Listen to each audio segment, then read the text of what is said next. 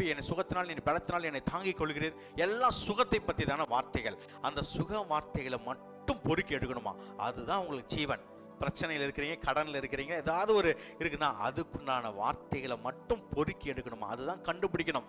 அப்போ அந்த வார்த்தையை கண்டுபிடிச்சு அது பண்ணுறவங்க தான் ஜீவன் உண்டாகும். அதுதான் கர்த்தர் சொல்கிறார். இயேசு கிறிஸ்து கூட 40 நாள் உபவாசத்தில் இருக்கும் பொழுது சாத்தான் வந்தான். உடனே இவர், நான் பைபிள் யார் எழுதுன்னு தெரியுமா, நான் எப்போது இருந்தேன்னு தெரியுமா, அதெல்லாம் ஆண்டவர் சொல்லவே இல்லை.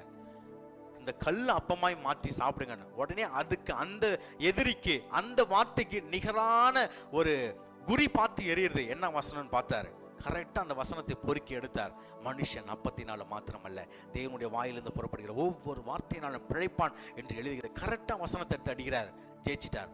அதுபோல் உங்களுடைய பிரச்சனைகளுக்கும், உங்கள் கடன்களுக்கும், உங்கள் பொருளாதார விடுதலைக்கும், உங்களுடைய பலவீனத்துக்கும், உங்கள் குடும்ப பிரச்சனைகளுக்கும், உங்கள் சுகத்துக்கும் என்ன வேணுமோ அந்த காரியங்களை நீங்கள் கண்டுபிடிச்சிங்கன்னா அதை நோக்கி